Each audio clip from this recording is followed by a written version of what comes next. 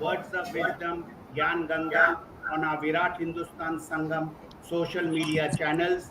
As you know, we beam this program alive across the globe on our various social media channels. And today we have a very important discussion with Dr. Subramanian Swamy and Professor MD Nalapat. Our topic for today is new ramifications of the Afghan situation for India. And I would now be requesting Dr. Swamy to make the introductory remark. But before that, I want to tell our viewers that this program, which we started in April 2020, we have now reached 124th episode today. And last Sunday, we had a very 123rd episode where Dr. Swamy discussed the Tamil Nadu temple under siege, the way out. And I thank our viewers across the globe in 121 countries for the viewership of 1,66,912. So it has been a big response, which members and our viewers from across the globe have been giving us on our Virat Hindustan Sangam. I owe it to the viewers for their support they extend to Virat Hindustan Sangam and Dr. Swamy. Today, as you know, a very important discussion where Professor Nalapat, who holds a PhD in economics and who teaches at the Manipal University, is going to enlighten us on the subject. He is an expert on foreign affairs and security issues. He is a journalist associated in the past, holding important roles in the Times of India, Mathrubhumi, and other journals across the country and abroad. And he regularly writes for the Sunday Guardian, and he is advisor on the News X channel. His columns are syndicated on various international publications. He has appeared in our show in the past, and we welcome him to our show. And with these words, I have to thank my co-host, Professor Arvind Chaturvedi from Delhi, and Ramesh Swamy, and our technical team led by Ashish Shetty, Tejas Navalgul, Ishwar Iyer, Vishal Mehta, Rakesh Gadgi, and Swaminathan for their support to put this weekly program together. So with this introduction, it is over to Dr. Swamy to tell us about the topic of our discussion, and then he will have his conversation with Professor MD Nalapat. Over to Dr. Swamy. Thank you, Jagdish.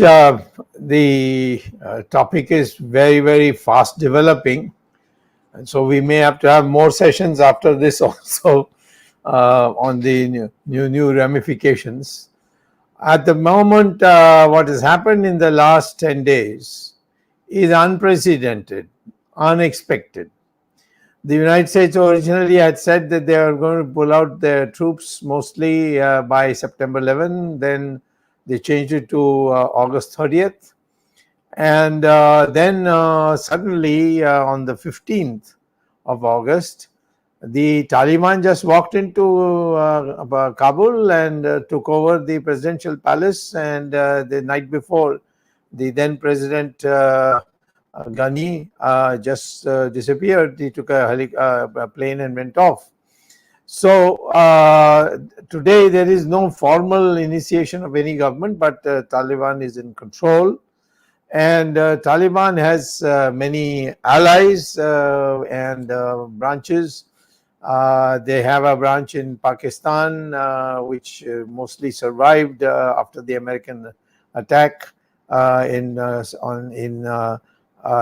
2002. And first new ramification is that Taliban has taken over Afghanistan. And they have taken it over in every district except perhaps the northern part, where a force which is called originally called Northern Alliance is actually an all India Afghanistan organization, and it's headed by a very charismatic leader's son who was, the father was assassinated. Masood, his name was. And Taliban sent journalists with cameras to to take his interview. He was fooled into giving it. And as soon as he sat down for the interview, he was through the camera, he was shot dead on the spot. And now his son has grown up in these many years, and he is taken over, and he's put, he's secured the area where he is, and he has been joined by other people. One of them is Amrullah Saleh, who's a well-educated person, very articulate, and he has other people also.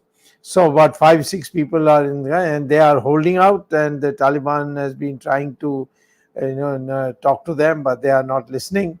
So this is a group we had supported earlier. In fact, I remember many years ago, in I think it was 80s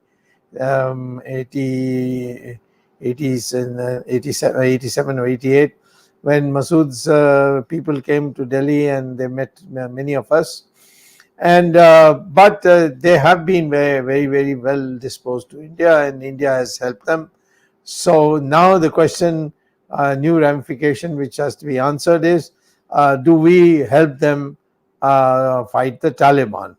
So that takes us to the question. So far, India has not taken any stand. Not only that, India has been left out of everything. The Americans formed a quad, as they call it, which consisted of China, Taliban, and Pakistan.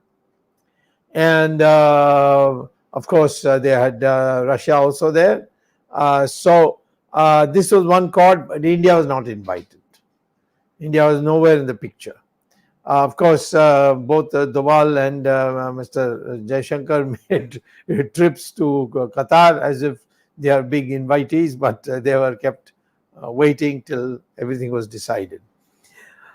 Then the Russians also had a quad in which they invited the Americans, the Chinese, the Pakistanis, the Taliban, and again India was not invited. Now, India technically is a neighbor of Afghanistan, because the POK, which is not in our control but in Pakistan's control, has a border with Afghanistan. So, and we have long association right from Mahabharat. The Dhritarashtra's wife came from Kandahar, and so did Shakuni come from a part of Afghanistan. So it has been part of India, and Maharaja Ranjit Singh, in fact, had completely secured it. But then the British played a trick with him, and unfortunately, he died soon, and his son was completely taken over by the British, and he was brought up as an Englishman and that sort of thing. And Kohinoor, for example, was taken from the son by telling him that he should give a present to to Queen Victoria, and that's how Kohinoor went away from us. So I'm saying basically that if there's any one country which has ever defeated Afghanistan, and that is India, and that time had happened in Ranjit Singh's time. Now the question is, what stand we're going to take? Right now, we haven't said a word. There's been no policy statement on the takeover of Afghanistan by Taliban. We haven't said a word. There have been all kinds of statements made which are ridiculous. For instance, our foreign minister said, we'll wait and see. Now, what do you mean wait and see? Every day something is developing. It's like somebody takes the pin out of a hand grenade and throws to you, and you catch it, and somebody asks you, hey, what are you doing catching it? He said, I'm waiting to see what will happen. Now, of course, the grenade will burst and you will be dead in that. So we have yet to define a position. And since Nalapat is well clued into our policy making without being a member of the policy making team, but he is knowledgeable, he has friends, so we have invited him. He is considered very highly by everybody as an expert on strategic matters.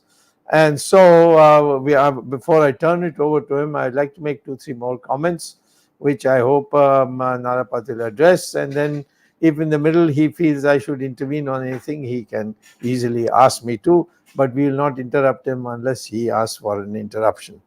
Now, India's contribution has been in what we call as in economic and social development, and has been there from right from 2002 till this 2021. And it was in terms of buildings, the parliament building we built, library we built, so many things we have built, and not only in Kabul but in almost all the provinces of Afghanistan. We have, for example, built a highway, a huge highway, and must be the expertise of our Gadkari, but we built a lovely highway which is called Zarang Kelaram Highway, and we drafted their constitution or helped drafting their constitution. In education, we have allowed or given scholarships to so many Afghanistanis, and many of them had even earlier taken a degree from India. For example, Karzai, who was president for the longest period, he got a degree from Himachal University. And Abdullah was foreign minister and later the president. He too was educated in India. So, I mean, the connections with them is very strong, and therefore we should not move away from our responsibility. So, what's going on is that there is a debate, it appears to me, in the country whether we should make up with the Taliban. Now, how do you make up with the Taliban? Mr. Nalapat will have to tell us. They are a terrorist organization. But just because they occupied power, we can't overlook the fact. Idi Amin got power, but the Israelis never accepted him as a non-terrorist, and they treated him like that. And so I would say that our government seems to be confused whether we should make up with Taliban or not make up with Taliban. But Taliban is with Pakistan. And in fact, most of the sanctuaries in the past have been provided by Pakistan. Pakistan is the one that's rejoicing today. And they are everywhere. They are the ones who told the Americans, you please leave, we will take care. And now there's no one to make them accountable. So how do you make friends with Taliban when, first of all, it's an Islamic country, there's an extremist Islamic country that is Taliban wants it to be, and there have been long associations with Pakistan. Even Osama bin Laden was protected for a maximum of a period before the pressure of the Americans became so much that ultimately he was betrayed, and Taliban and Osama bin Laden was shot dead. So frankly, this reality check is not being done by any part of the government. All the time it's all hope. We are going to talk to them, we are doing this, we are doing that, we are waiting.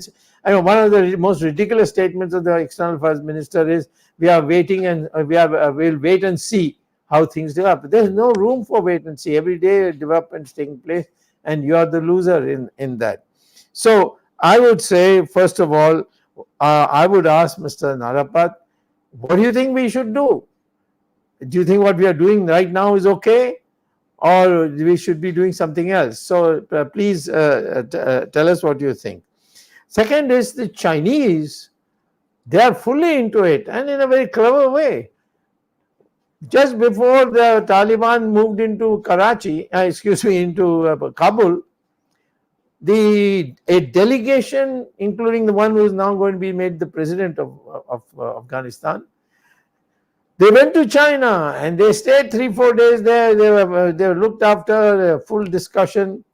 And so for economic development of Afghanistan, I'm sure that the Chinese will use it fully, because particularly the fact that they've got also the border that road which they're planning to build right up to Gwadar port in Arabian Sea. So the Chinese are in fact a very quiet but highly successful in the way they have penetrated Afghanistan. So I don't think that we have a chance with enmity with China, with Pakistan, which has a visceral hatred for us, and then Taliban, which the first thing they said is what, Emirates or something, Islamic Emirates of Afghanistan is going to be the new name for Afghanistan. So I would say, let us make up our mind. Just before I came to this show, I was surprised to hear that India, which is now the chairman of two bodies. One is the Security Council. That's only for a month. It's by rotation. This is the 8th time it has happened. We are, of course, our media and all that playing it out as it was a great achievement, and our world leader has successfully got us this. But this is basically for a month and probably expire at the end of this month. And what that chairman has done today is accepted a modified resolution, which has probably been adopted by the time we are talking here, and it is quite different in one substantive matter from the resolution draft prepared by India. When India prepared its draft on the 16th of or 17th of August, excuse me, no, not 17th, it's here, 14th of August, it said that Taliban and its the terrorism of the Taliban and any other group connected with it must be ended. This is what this original resolution said. The resolution which has just come out today has completely deleted that, and we are now left with the Afghan group or individual should be allowed to be terrorists. Now, that is, you have no more, you're given a chit that Taliban is not a terrorist organization. Well, then what is a terrorist organization? So, in short, what I'm saying is we have no Afghanistan policy. That is surprising because we have spent so much money on, of course, constructive work and earned the respect. The international polls were taken over the last 20 years about 5 times, and all of the time India was on the top of the most popular country for the Afghans. Naturally, you got education from here, you got medicine from here, you got hospitals from here, you got a parliamentary system from here, so many things. So people are happy when they come here, we make them feel at home. So Afghanistan as a people who are not terrorists, who are not connected with the drug mafia, who is not connected with Pakistan, they are for India, and they like India's democratic freedom. They like our, the fact that women have the right to get employment and be elected to office, even become chief ministers, prime ministers, so on. So, in this circumstance, are you going to sacrifice Afghanistan to Taliban, or you're prepared to fight? Now, everybody scares, fight, why should we fight there? Why should we fight? If you don't fight there, you may have to fight here. Because if Taliban secures itself and stabilizes itself, it can come to POK, which means our border very soon. I mean, our the non-Kashmir border too. If they come to Pakhtunistan, they will come to Lahore, and then they are again on the borders. So one side you have the Chinese, one side you have the Taliban, the other side you have the Pakistanis. I mean, it's a hair-raising national security scenario, and unless we plan, we may be in great difficulty and lose the whole of Kashmir also. And in the meantime, the Chinese might do something in the northeast, and then of course Ladakh. All these things, they paint a very grim picture. So how to see through all this maze? We have got someone, we can't find a better person to call here, and he very readily agreed. We thank Professor Nalapat to please enlighten us. What is our policy? If you can't discover our policy, what should be our policy, and how do we go forward on Afghanistan from now on? Over to you, Professor. Yeah, well, I'd like to say, Dr. Swamy, that I have nothing to do with government whatsoever, but I'd like to point out that China did something very interesting. About a month and odd ago, it appointed a second ambassador to Afghanistan along with Yeah. the existing ambassador. So you had an ambassador to the Ashraf Ghani government, and then you had a second ambassador, very senior person. In fact, he was more senior than the ambassador to the Afghan government, headed by Mr. Ghani. The ambassador to Taliban was an even more senior diplomat from the Chinese foreign ministry, and they appointed an ambassador to the Taliban. So I think the Chinese knew very well what was being planned in Afghanistan, certainly by Pakistan and their friends in Afghanistan. I'm not sure if the United States knew it or did not know. I'm not, because let's put it this way: if Biden represents the wisdom of the United States, then it is difficult to know what Biden knows and what Biden doesn't know, and what Biden doesn't know, he doesn't know, and knows what he doesn't know. Let's put it that way. But it's to say amazing that you have a country which has appointed two ambassadors. Let's say tomorrow the Chinese appoint, all right, we have an ambassador in Delhi, but that is ambassador to the government, which is a BJP government, headed by a BJP prime minister and BJP ministers. Let us appoint a government for the Congress party. So let us have a ambassador to the Congress party, and that, of course, with ambassador will be a more senior person.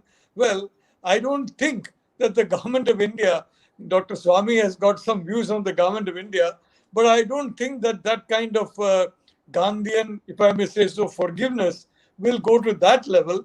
And if they were to appoint a formal ambassador to the opposition party, then I think any government would react, no matter which the government. So the Chinese knew for some time what is cooking in Afghanistan. They were well aware of it, and it is not a surprise because they provided many of the ingredients in the kitchen, and they were there in the kitchen. And some of the key chefs, the Pakistan military chefs, of course, are under their control and their supervision. So this is something which is very, very, important to point out, that you have a country, a member of the United Nations, a member of a country which keeps talking about diplomatic protocol and international norms, appointing an ambassador to an entirely different group, and that to a group that's been in armed conflict with the legal government of Afghanistan for decades. Armed conflict. So, forget about the Congress party. Let us say the Chinese, have set up an ambassador to the Maoists of India, the what we call the CPIML, the Communist Party of India, Marxist Leninists. That is the formal term. They are called Naxalites in common parlance. So you have a very senior Chinese diplomat as ambassador to the Naxalites. Well, that's exactly what they did, because the Taliban are, in a sense, the Maoists or the Naxalites or the insurgents of Afghanistan. So the Ghani government did not protest. Frankly, if I were Ashraf Ghani, I would have told the Chinese ambassador to go packing back to Beijing and send this other ambassador also packing back to Beijing from Kabul. Mr. Ghani, obviously, he's a man who is a very forgiving man. He is forgiving a lot of sins, including, I think, in himself. So nothing of the kind happened. So far as the UNSC resolution is concerned, Dr. Swamy, let us be very blunt.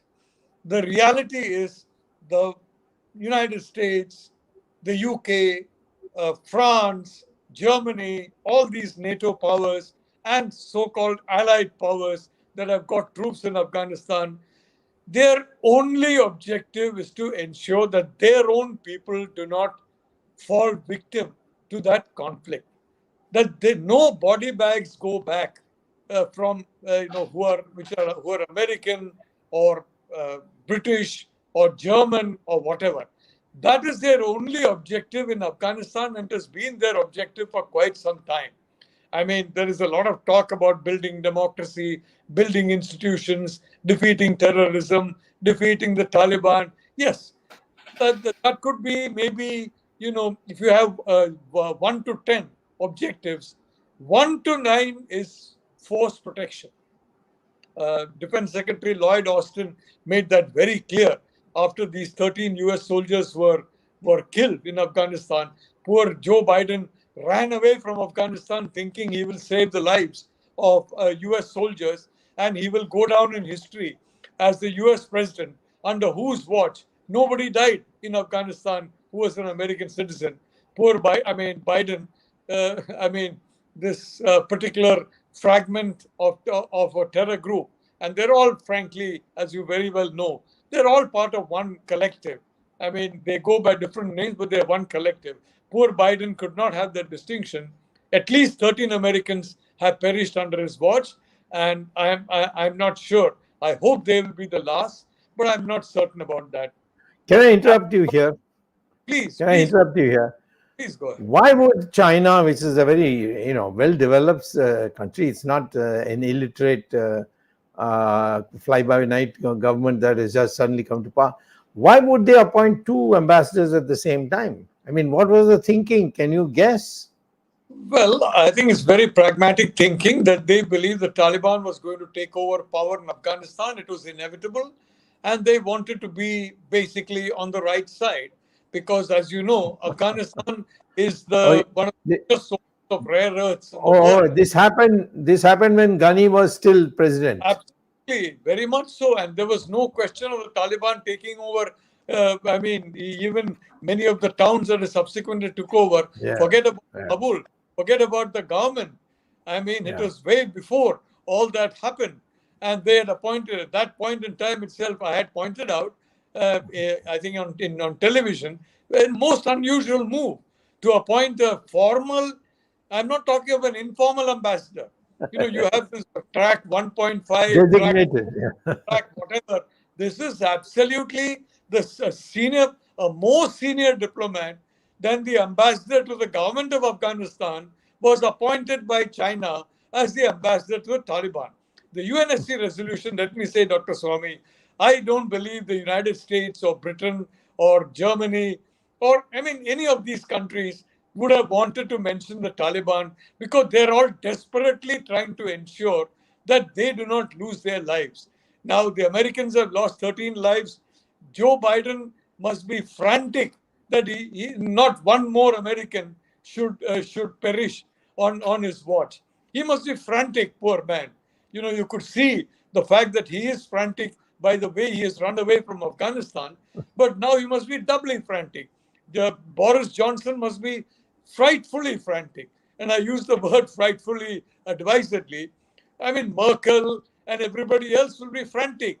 They don't want anybody back to come back to either. So what you're saying is that if everybody is going to agree to take the terrorist label from Taliban, India has no alternative but to go along. India is not going to be expelled from the UN if we took a stand. No, they are a terrorist organization, or they're supporting terrorist organizations, which is the truth. So why didn't India take that position that, I'm different? Dr. Swamy, I am outside the government, and therefore I agree with you that, very frankly, we should basically do what we are well known for doing, and that is stand up to terror and basically oppose. And the Taliban, frankly, is an organization with which India cannot have any kind of a reasonable truck. Although, may I say that the Taliban itself is composed of 6 factions. 2 of them are controlled by Pakistan. 1 is controlled by China. If you remember, you tweeted this. And 3 of them are what I call free Pashtuns. So you have 3 captive Pashtuns. 2 of these 3 groups are in the captivity of the Pakistan military. 1 of them in the captivity of China. And the Pakistan military is in the captivity of China. So essentially, all these 3 are directly or indirectly captives of China. But 3 are free Pashtuns. So the Taliban itself is a little bit of a complex organization. But I want to point out something. Number one, I don't believe the Americans or anybody else, they would have been comfortable, frankly, with including the Taliban. And it's quite possible that they told us, for heaven's sake, please don't embarrass us. Please don't make us vote against your resolution. So get it through. And possibly that was the right decision. I'm not in government. I don't know what goes on in government. So possibly because from their benefit of being insiders, and I'm an outsider, so I have a different view. My view is you put your mark clearly and frankly and tell the world what you stand for, which is that you're against terrorism and you're not afraid to stand up against terrorism. But maybe if you're in government, you have other factors, other information, and you don't do it. But I want to tell you something. One last interruption. One last interruption Why before you not? go to another point, Why and that not? is this: that the Americans, when they had the Quad meeting for Afghanistan, they didn't include India. So why you have to listen to American plea on this? Look, frankly, Quad, Squad, Trad, Bad, none of these meetings are going to achieve anything. The Afghan So tragedy is going, it is a tragedy foretold. I mean, some people have been tweeting what I have been writing way back in 2018 and all that, in which this kind of sequence of events was laid out. It's a tragedy foretold. These are meaningless meetings. The fact is that diplomats want to show that they're doing something. So they go in for meetings. They spend a lot of money on going to some resorts, having a nice time, alcohol, various other diversions, and then they produce statements. They have photo opportunities, and everybody thinks, my God, a lot of hard work is going on. A lot of hard work is going on with daubing the paint off your face after you get off television and putting the paint on your face and possibly lipstick also, I don't know, when you're on television. But I can tell you, all this is a waste of time. I'm quite happy that none of the people in India who are officials were basically asked to join in this waste of time. Look, let me say something about the Khorasan project. The Taliban is at the core of the Khorasan project. And the Khorasan project, as you very well know, is the creation of an emirate, which they call an Islamic emirate. Actually, it's a Wahhabi emirate. And I would like to distinguish between a genuinely Islamic emirate and a Wahhabi emirate. This is what they want, is a Wahhabi extremist emirate that believes in violence, that believes, frankly, that if you do not belong to the Wahhabis, well, you don't really have a right to live. Or if you live, you'll have to live as a slave, not even as a dhimmi, which is as a submissive kind of human being, but as a slave, not even as a servant, as a slave. And that is the Wahhabi psychology. They want this Islamic emirate to spread across a very wide region. I don't think the Chinese leadership is aware. Large parts of China have been included in this Islamic emirate. Large parts of India have been included. The whole of Central Asia, the whole of Pakistan has been included. Large parts of Russia and Europe have been included. But don't forget, the original Crusades were in Europe. And these people say that the Crusaders from Europe, carried and won the war. Now we have to again beat the Europeans back. And the Europeans, they mean, people of European descent. So they mean the United States also, which is still majority of European descent. The Khorasan project, the Taliban is supposed to be the facilitator of the Khorasan project because Afghanistan is supposed to be the epicenter of the Khorasan project. Just as the Chinese Communist Party would like to make the PRC the Middle Kingdom once again, the epicenter of global geopolitics, the center point, if I may say so, of global geopolitics. The Taliban would like to make Afghanistan ruled by it the center point of this Khorasan emirate, which will spread across a huge area of Eurasia, Africa, finally North America, and which will be this. So from that point of view, the Taliban, all these 6 groups in the Taliban, and each of these groups may have some other groups, who knows? I mean, frankly, I can't track beyond a certain level. I presume government is tracking them, although government is very tight-lipped about what it is tracking and what it is not tracking. So I have no way of knowing what the government knows or what it does not know. All I know is what little I know. And I can tell you that these 6 groups are united.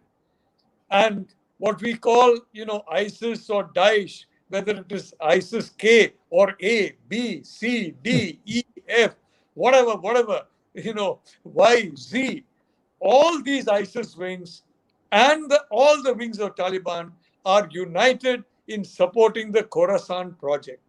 The, the difference is only one of tactics. I will, I am a member of Taliban. I say, let us be friendly with Dr. Swamy. I am, let us say, of a different group of Taliban, or I call myself ISIS. No, Dr. Swamy is horrible. Don't deal with him. Forget about Dr. Swamy. Write him off. Somebody else will say, no, maybe he's not so horrible. Why don't we have one more effort? That is the tactical move. The strategy is very clear. What Dr. Swamy says should not be allowed to happen. What we want to happen, which is opposed to what Dr. Swamy says, must happen. So the fact is, the strategy of all these groups in the Taliban is a strategy of the Khorasan project, a strategy of taking revenge on the Crusader. And who are the Crusaders? The European powers. And that includes the United States, Canada, poor Justin Trudeau. Justin Trudeau, short of wearing a beard and dressed in a turban, I'm sure the poor man would like to be friendly with the Taliban, but I don't think he will get away from even the Canadian electorate if he does that. So we haven't yet seen Justin Trudeau in a beard and with a huge turban and dressed like one of the Taliban leaders. But the reality is that they're all supposed to be part of the Crusader group that has to be defeated. This is the Taliban philosophy. So, which is why, if you're talking about the Taliban as a long-term ally or as a friend, what you're saying is you are ready to roll over and give them victory in the Khorasan project. That's what you're saying, essentially, because they are not going to be diverted from that Khorasan project. They believe in it. And don't forget, Dr. Swamy, these are people who believe life begins at the grave. You and I are very clear, life ends at the graveyard. I mean, life ends at the cremation ground or whatever, and the Tower of Silence or whatever it is. But to them, life begins at the grave. And the paradise begins at the grave. And when do they get into paradise? If they implement the Khorasan project or if they are seen as implementing this Khorasan project. So that is what they're interested in. Eternal life in paradise. And that is through the Khorasan project. Given that mindset, people like Joe Biden and others and Boris Johnson, and not forget Boris Johnson, the army chief of Britain, Nick Carter. I mean, that poor man. I don't know if he can spell the word Taliban. I feel very sorry for the British. Thank God Nick Carter was not a general when Hitler invaded, because then all the British people would have been speaking German, I can assure you. You would not have had the English language. You would have had, courtesy Mr. Carter's idea of the world, you would have had the German language. So my point is very simple. I quite agree with you. The Taliban is incompatible with 21st century society, civilizational values. Now, frankly, I have a lot of respect for the United Nations organization. There are some parts of it that have not done too well, some parts like UNESCO that have done extremely well. But the reality is, there is such a thing called universal rights. There is such a thing as rights and freedoms that every human being should enjoy. And there is such a thing as a platform of universal values on which these rights are based. What you're talking about regarding the Taliban, they are completely contrary to any of these universal rights and values. So any of these leaders, they seem to be sincere when they say, oh, there's a new Taliban, new Taliban. All I can say, I am absolutely aghast at the degree of ignorance they have about the chemistry of this movement and the chemistry of the Wahhabis and the chemistry, very frankly, of this entire Khorasan project. And ISIS-K is the visible sign of that Khorasan project. ISIS-K has advertised itself as being for the project. But every single individual, every single Wahhabi, including those who are millionaires and zillionaires in Chicago, London, Berlin, Paris, New York, every one of them, if they are Wahhabis, they also believe in the Khorasan project. Let's be blunt about it. Now we turn out, then Dr. Swamy, frankly, I do believe that the Taliban are going to face a lot of problems. And I have been thinking, for example, today in Sunday Guardian, we have carried two lengthy pieces on the Panjshir Valley. I happen to believe, frankly, the whole negotiation with the Taliban faltered because they wanted. Panji, no, just for our audience, you mean the Masood son junior? I would like to say the son junior was an extremely brave man, exactly like his father, amazing human being, and I salute him. And Amrullah Saleh, the president of Afghanistan, because once Ghani ran away, with or without cash. If Ghani is living without cash, the poor man must be starving because the UAE is a pretty expensive place. It's not like India or Sri Lanka or Bangladesh. The UAE is a pretty expensive place. I've been there. I know you have to spend a fair amount of money in hotels and for food and all that. So this poor man must be doing really very badly if he has no money. But I presume he has some money, because otherwise he would not be, but whatever. What I want to say is, Amrullah Saleh, he represents the Afghan spirit. The Afghans love India. Afghan women in particular, they love India. Why? Because they are people of the 21st century. Young Afghans, young Indians, even, may I be so bold to say, young non-Wahhabi Pakistanis. They all understand the 21st century is a century in which different groups have got to live together, work together, and you can't afford to have religious extremism and exclusivism of any variety, including the Wahhabi variety. So I'd like to say I'm optimistic about the Afghan people fighting back. I would like to see India give them assistance. Possibly we are assisting them secretly because this government is doing everything secretly. I think they don't share information with anybody outside government. That includes me, definitely. I don't know what is going on inside government or what is not going on inside government. But I would like to hope that they understand the importance of ensuring that the Panjshiris prevail in this contest. Why?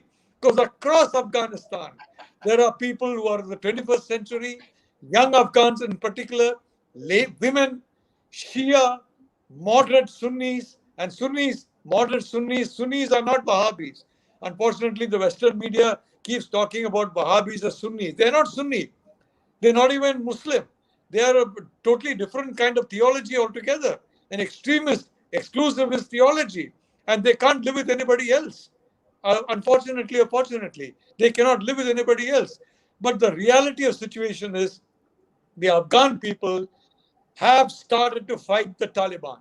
And in Panjshir, if they prevail, and I really wish Ramesh and other friends in America will put some pressure on poor old Joe Biden. I thought Donald Trump was an idiot, but I don't want to mention what I feel about Joe Biden.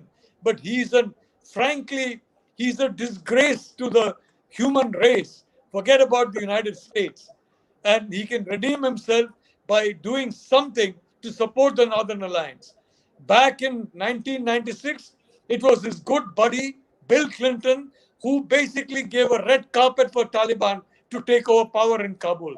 In 2001, they repaid the United States with 9/11. Nobody has linked Clinton with 9/11. The real originator of the 9/11 fiasco was Bill Clinton and his decision to back the Taliban. And I can tell you, if there is another 9/11 in the United States, another mass terror attack on the US homeland, the originator will be Biden and this policy of running away in fear and fright from Afghanistan. So, look, I am in favor of US troops going away. I don't want US troops there. But US contractors, US logistics, US intelligence, US resources, and above all, Air Force support. All this is invaluable. All this is absolutely invaluable. And Joe Biden pulled the plug. And may I remind you, Dr. Swamy, this man is so ungrateful.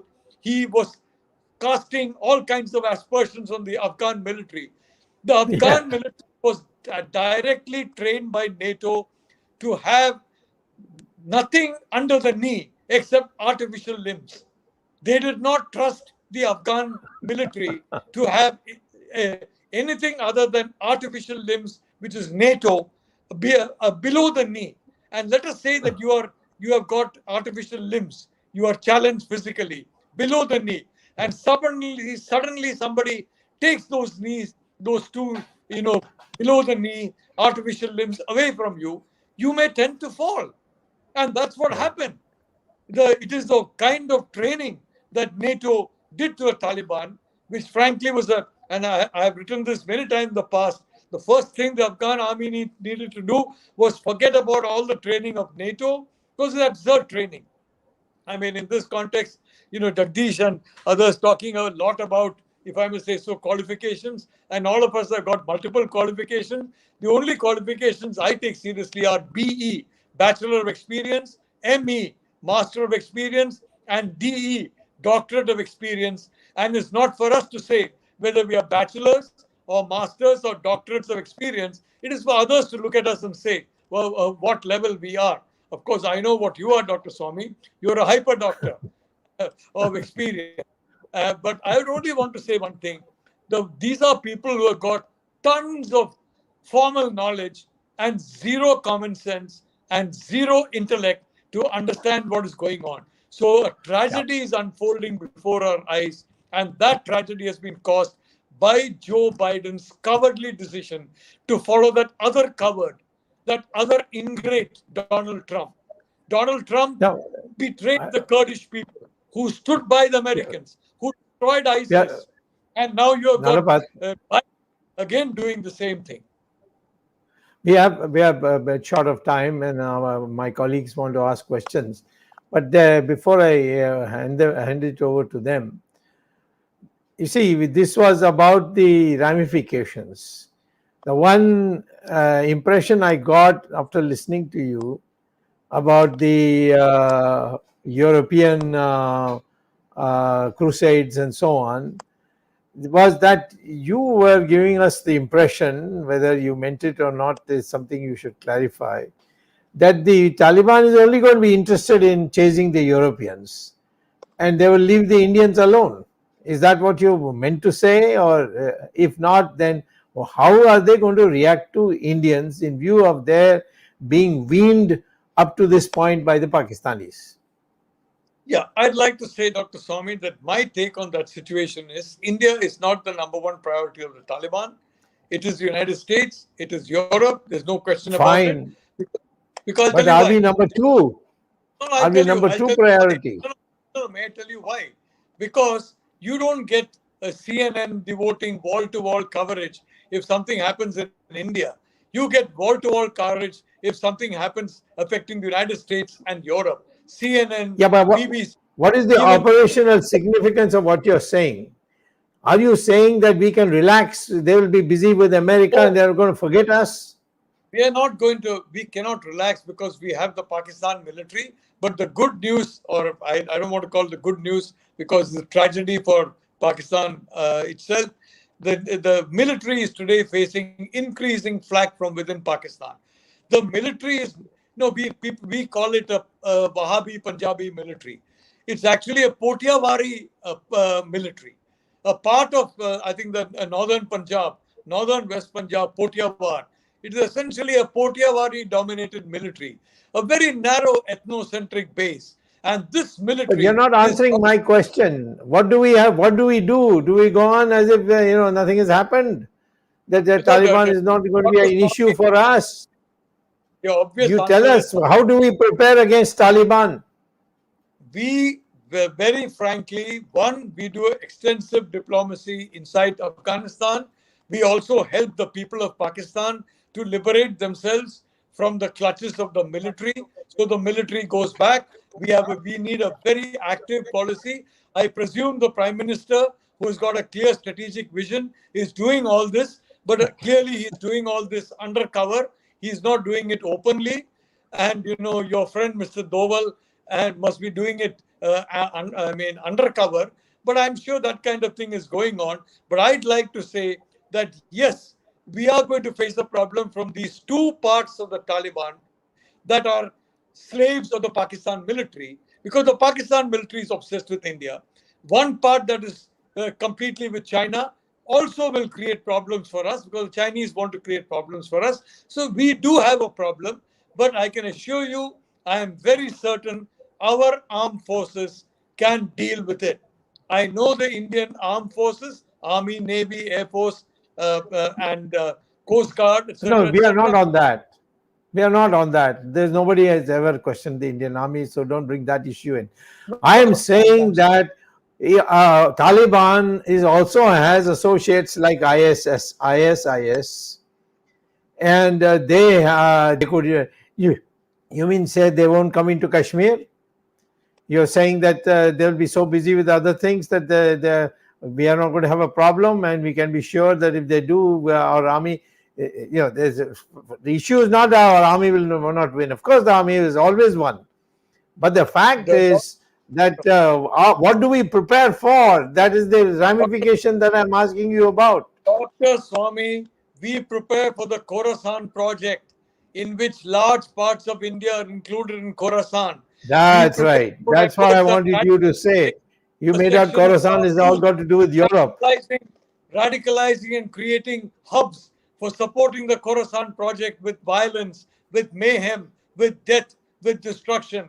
We have to prepare for that. There's no question about it. We have to prepare not just Kashmir, but large parts of India are included in the map of this Khorasan. Let me tell you. Okay, now if you permit me, I'd like to hand this over to Ramesh and his other two colleagues, and they want to ask you some questions. So over to Ramesh. Okay. Thank you, Dr. Swamy. Thank you, MD. I have three questions, but I'm going to ask the first one and then have Arvind do it. And if we have time, I'll come back to the other ones. Quick thing. Is Pakistan's only objective with the Taliban? I mean, if Pakistan in the US, at least the intelligence community, is considered as the godfather of Taliban, essentially supplying arms, finance, whatnot, military, whatnot. So is Pakistan's objective with the Taliban only in Kashmir and India, or is it beyond that? Is it only terrorism / occupation, or is it also economic? I'd like to say that one of the main points regarding Pakistan is the need to keep the Pashtun nationalism in check. They are very afraid of Pashtun nationalism because the That was the second question. the line is an absurd line. It should not have been there, and the Pashtun territories should be united. The Pashtun people deserve their freedom.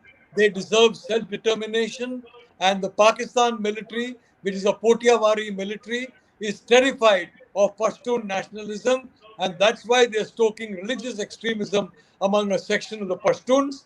But the Pashtuns are overwhelmingly nationalist, and on both sides of this artificial and mythical Durand line. And I can tell you that is what they are the most scared of. If I were a general in the Pakistan army, I would be worried about the survival of this militarized state of Pakistan more than I'd be worried about anything else, I can tell you. Right, because that was the second part of my question on that particular thing. I mean, are they afraid more of Pashtuns or Kashmir? So, but anyway, you answered that question. Is that also will it also impact Baluchis or no? My point is very simple. For God's sake, stand by human rights. We have got so many statements that India, stands by human rights, human values, this, that. Statements mean nothing. I mean, let us say, for example, I am being tortured, let us say, by some extremist who's catching me, and then on the television screen is in front of me, and I watch some high official oh, we stand by human rights, we stand for human values, we are against torture. I mean, it doesn't mean anything. I am being tortured. I want you to Hmm. come and rescue Okay. me. So the reality is we must give full scale assistance to all the people in Pakistan who want freedom from this Okay. iron grip of the military, which is draining the country's resources, draining its independence, and promoting extremism and exclusivism. Thank you. So the second question was China. Okay, Arvindji, you can go ahead. Then I'll ask this question. Okay, Professor Nalapat and Dr. Swamy, both you can address this question. In fact, I have a brief question, but before that, there is an observation. Why Modi and Doval are adopting a wait and watch strategy? This wait and watch strategy is because they are looking at the US. US is also adopting wait and watch strategy till the decision on Panjshir one day match is taken place, maybe 5 days. So it's a matter of few days. Once the Taliban gets defeated, or once the Northern Army gets defeated, US will take its stand. Number one. Number two, why is US striking ISK? US is striking ISK with a future strategy, and the future strategy is there are two types of terrorists. One is Taliban, one is ISK. ISK is more dangerous. That's the US painting.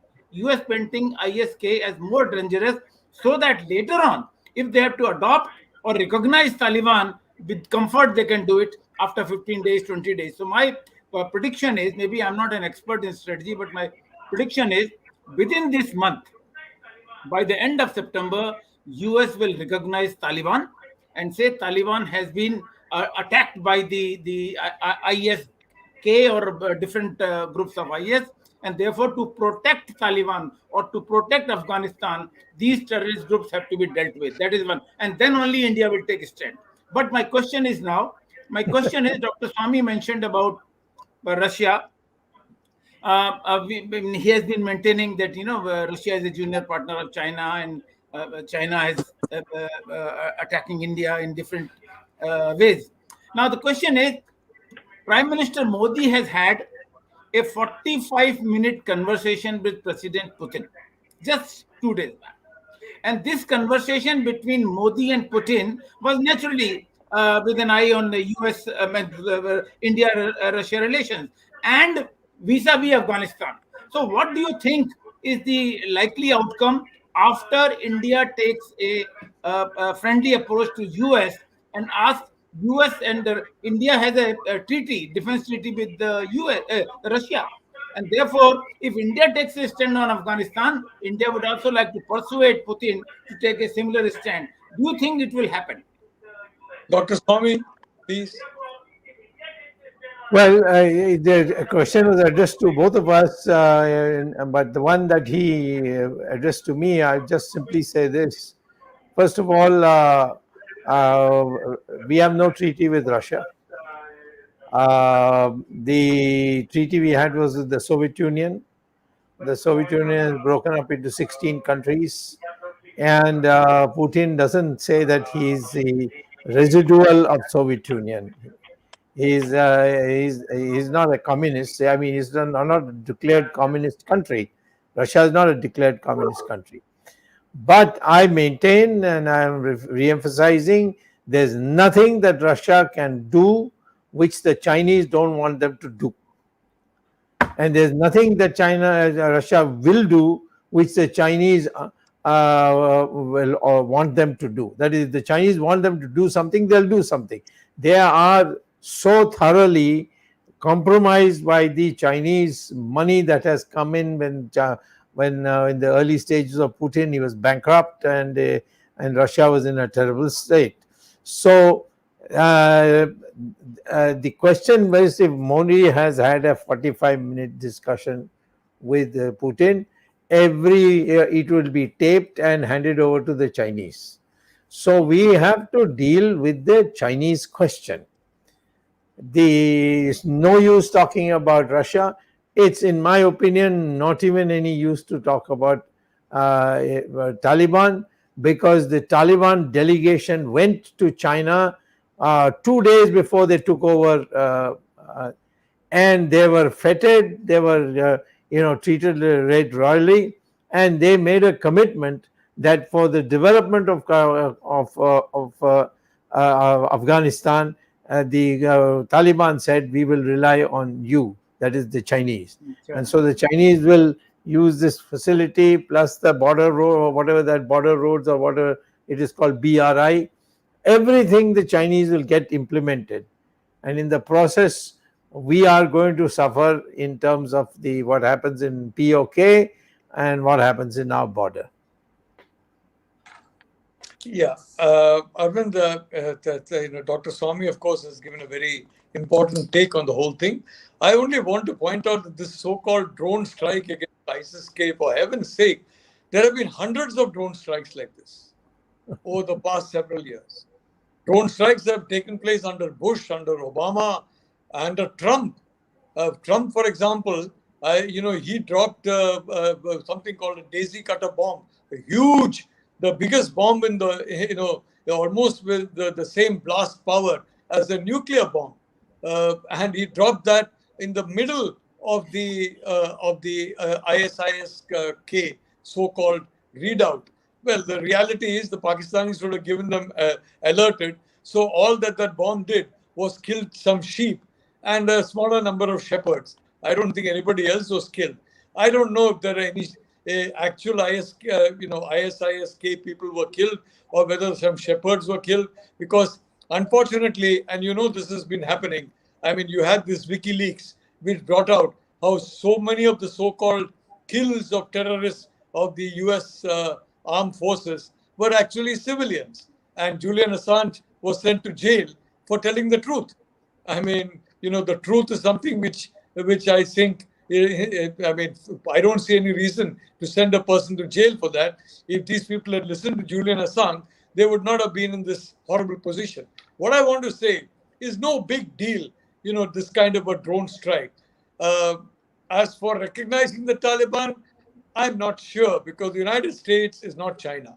In China, if General Secretary Xi Jinping decides on a policy, and he decided on a policy, full support to the Potiawari military of Pakistan, and that policy is China's policy. Nobody can question it.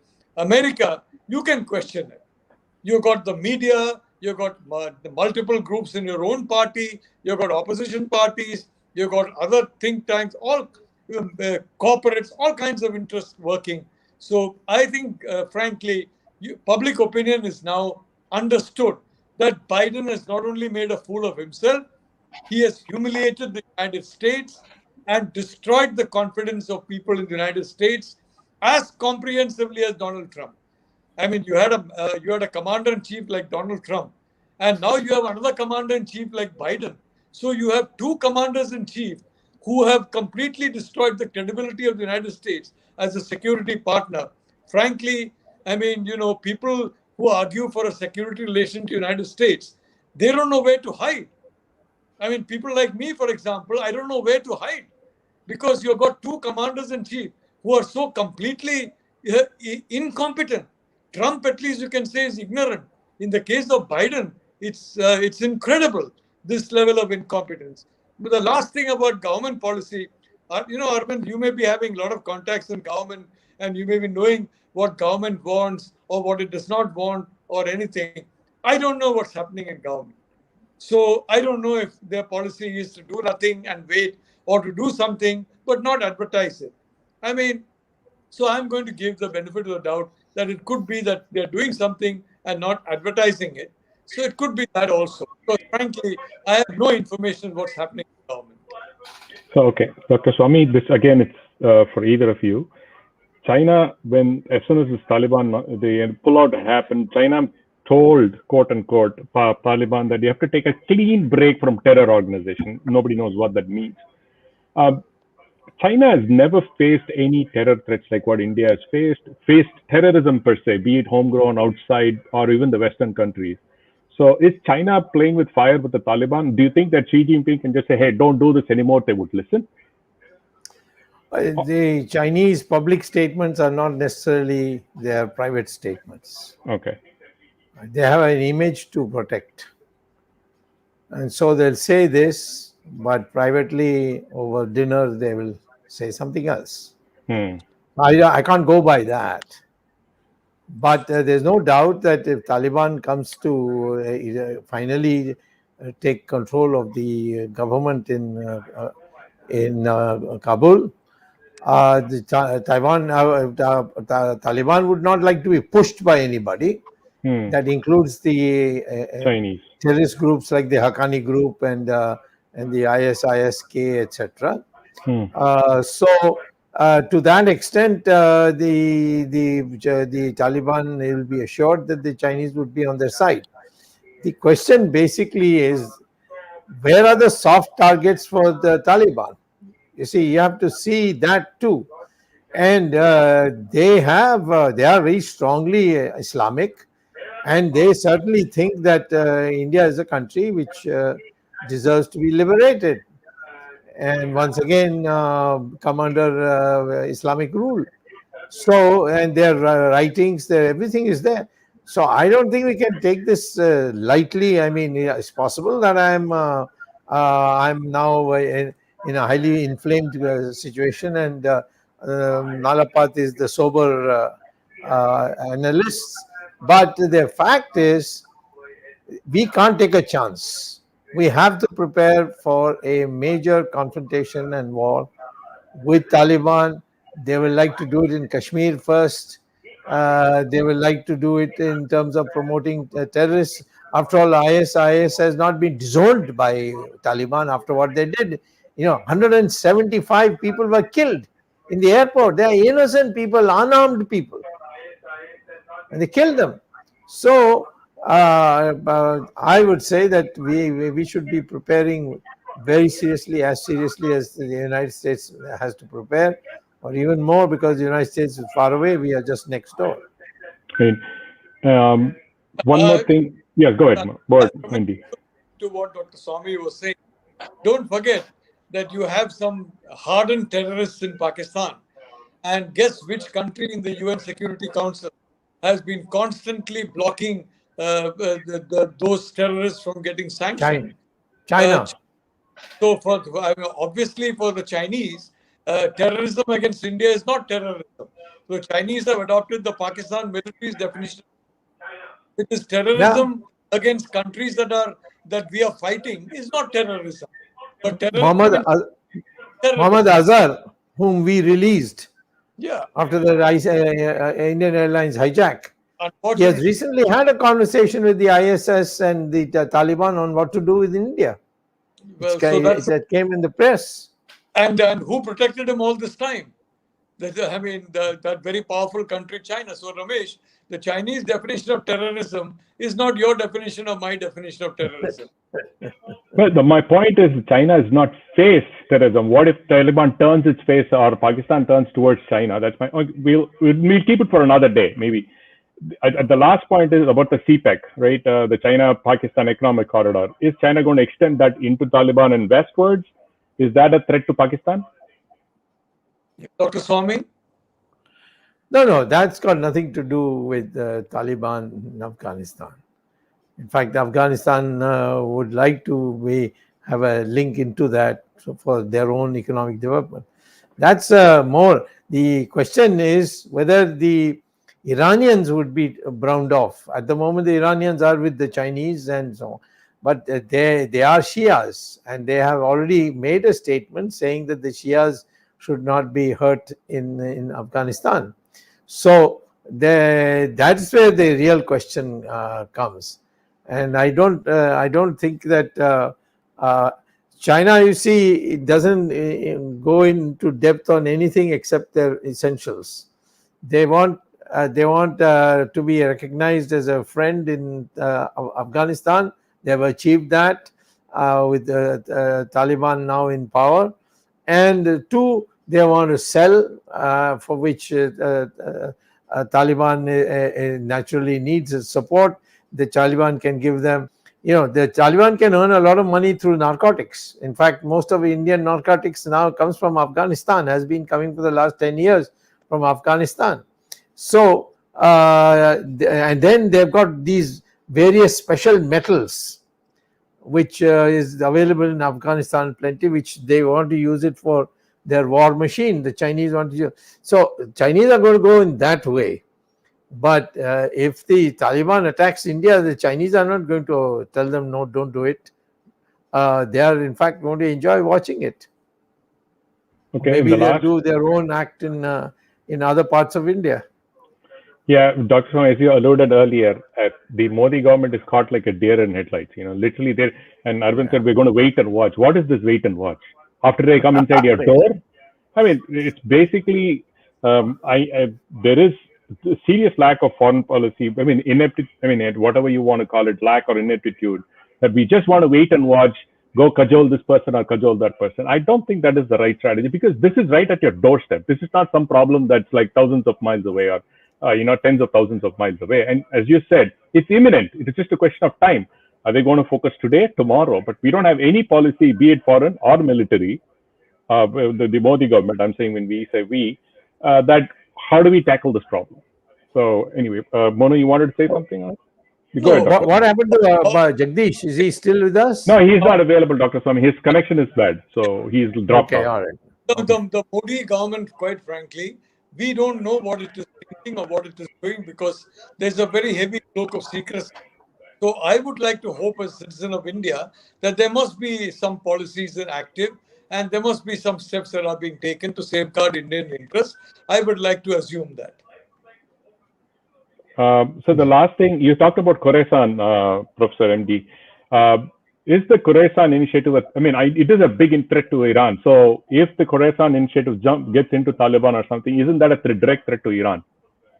I'd like to say, Ramesh, I was very disappointed that this government stopped buying oil from Iran and basically fell at the feet of, I'm sorry to say, America behaved in an extremely foolish manner by scrapping the JCPOA, that Iran nuclear deal. It was a very good nuclear deal, frankly. And there are some people who believe that who forget that today's Europe and today's America is not the Europe and America of 1945 or 1925. It's a much weaker set of people. And they had delusions about forcing Iran to do this and that. Iran was never going to be forced to do this and that. My own guess is Iranians must be developing their nuclear deterrent very actively now, given what they have endured under Trump, and which is still being continued under Biden. JCPOA was a very good deal for the United States, for NATO, and for the GCC, and all these three people, if I may say so, they didn't realize it. So Iran, India, and Iran must go together. As far as Russia is concerned, I am very happy that discussions are going on with Vladimir Putin, because the reality is the Russians don't want to be perpetually, if I may say so, dependent on the Chinese. But so long as Biden called Putin a killer. Can you imagine the president of a country calling the president of another P5 country, which is a country with the second largest nuclear arsenal or the largest nuclear arsenal in the world, a killer? I mean, the poor man, Biden, I don't know what he is speaking, but this is one of the grave breaches of diplomatic protocol. So what option does Putin have except to go to Xi Jinping? The Europeans, the Germans, the French, the British, they don't want Putin anywhere in Europe because they feel that they'll be crowded out. And the fact is, Russia is a much bigger country than Germany, Britain, and France put together. They have to accept that. They will not accept that. So they have made Russia an enemy even after 1992, which is a ridiculous policy. And I do hope, as far as India is concerned, we need to work with Russia, because finally the Taliban is not good news for India, is not good news for Iran, is not good news for Russia. And one day these three countries must come together. I hope by that time the leadership of countries like the United States, UK, France, and Germany, they understand the situation and they don't act in this self-destructive manner that they have been acting over the last several years, if I may say so. I have a brief question to both experts, Dr. Swamy as well as Professor Nalapat, about the role of the United Nations.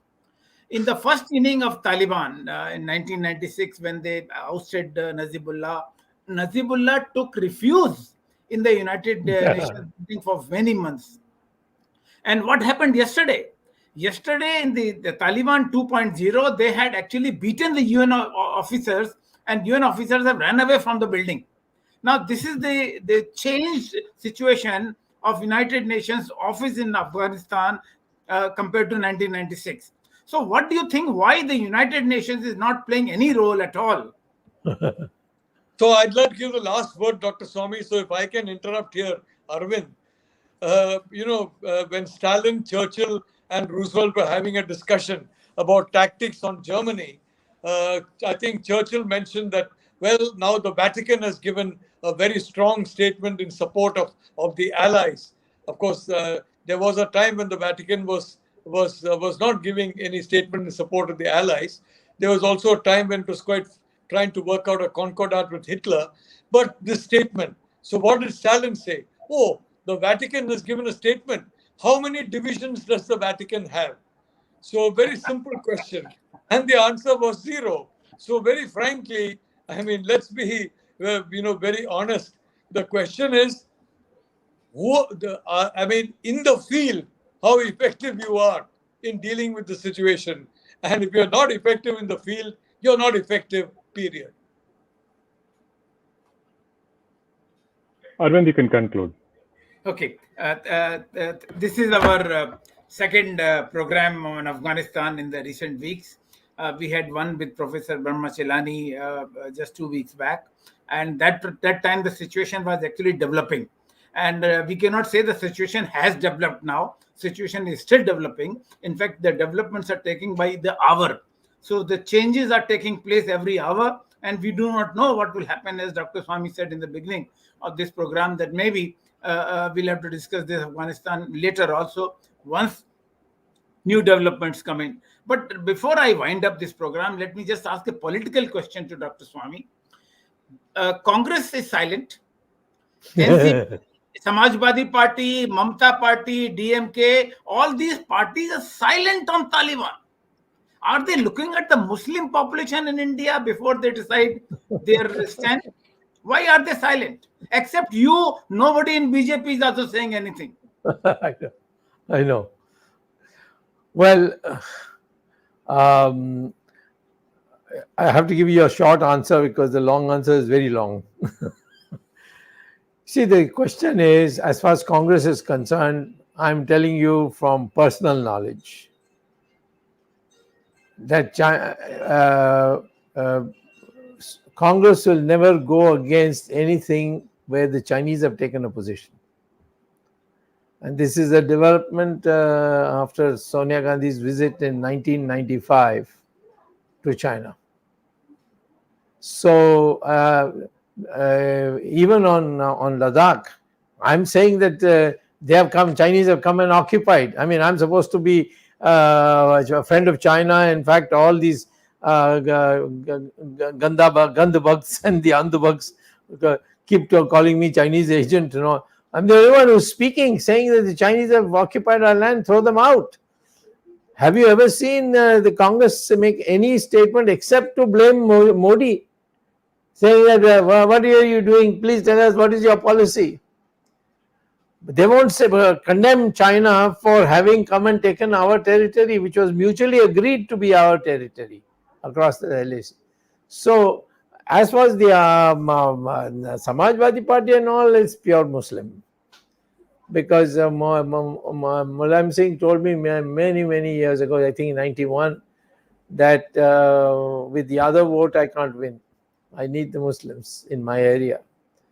And and there the same thing with Mamata. I mean, why did she go to that extreme? She's a very good Hindu, big believer in, and she worships Durga Ma in the morning every day. I know it. But she says that, if they don't vote for me, they'll go to the CPM. That means the CPM will come back. So therefore, to avoid that, I have to go to this length. In practical terms, she doesn't do very much for them. But the fact is that her rhetoric is all extremely pro-Muslim because of the same reason. So we need to therefore consolidate Hindu vote, but we are losing it every day. In Uttarakhand, the Hindus are not going to vote for us now. after you took their temples. So let's be clear on these matters. Today is another discussion. What is it that you expect? Do you think that if you are becoming conciliatory to the Taliban, they're going to make friends with you? I mean, what kind of and the foreign minister says we are waiting and watching what? Somebody throws a grenade after pulling out the pin and you catch it. Then what you're going to do? Wait and watch to see what's going to happen. You will be blown up with it. So the issue is that this hope that somehow if India makes a gesture, they'll all come running to you. Nobody's going to come running to you. After all, foreign policy is made on the basis of national interests.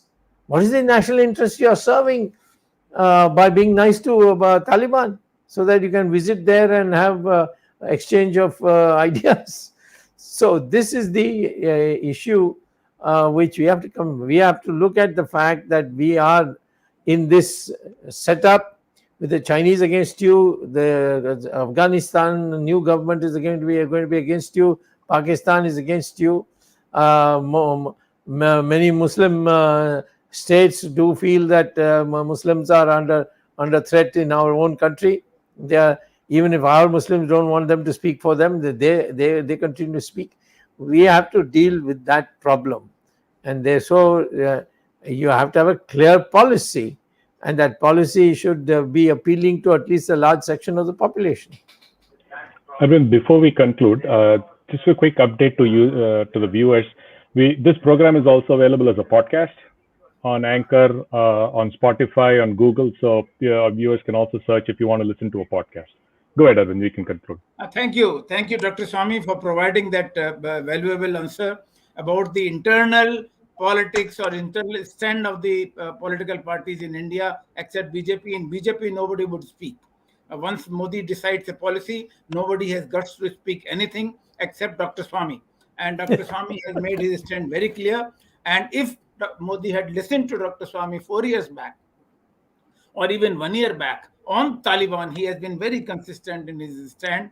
And viewers, please appreciate that the other political parties are totally silent, as I said, and Dr. Swamy provided an explanation. Thank you very much, Dr. Swamy. And thank you, Professor Nalapat. You covered everything possible under the topic. Taliban's stand vis-a-vis Europe or China or Russia or Indo-Russia relations, or all the topics that were required to gain knowledge on this issue. You have provided a valuable input. Thank you very much for the content that you provided. It was very rich content for our viewers' point of view. Thank you very much, Professor Nalapat, for having spared 90 minutes for this program. Thank you, Dr. Swamy. Thank you, Ramesh. Thanks, Jagdish. Jagdish is not right now live on this program because of the connection. Thanks the technical team led by Ashish, Tejas, Tejas Navalgud, Ishwar Iyer, Gadgi Rakesh, Vishal Mehta, Swaminathan. Thank you, the entire technical team. We'll be meeting again next Sunday, 8 p.m. Indian Standard Time, with a new topic, with a new guest, and Dr. Subramanian Swamy in 125th episode of Words of Wisdom, Gyan Ganga. 125वां अंक हमारा अगले रविवार को होगा. 125th episode is a celebration kind of thing for us. And Jagdish had given some figures before the program. Last week, it's crossed 150,000. I mean, the popularity of this program is immense. Almost 170,000. And it reaches nooks and corners of the world. And that shows about the value of this program, because not many independent forums are taking such issues and discussing threadbare. Thank you very much, all the guests, all the technical people, and viewers. Will be meeting again next Sunday. Till then, namaskar, Jai Hind. Jai Hind. Jai Hind.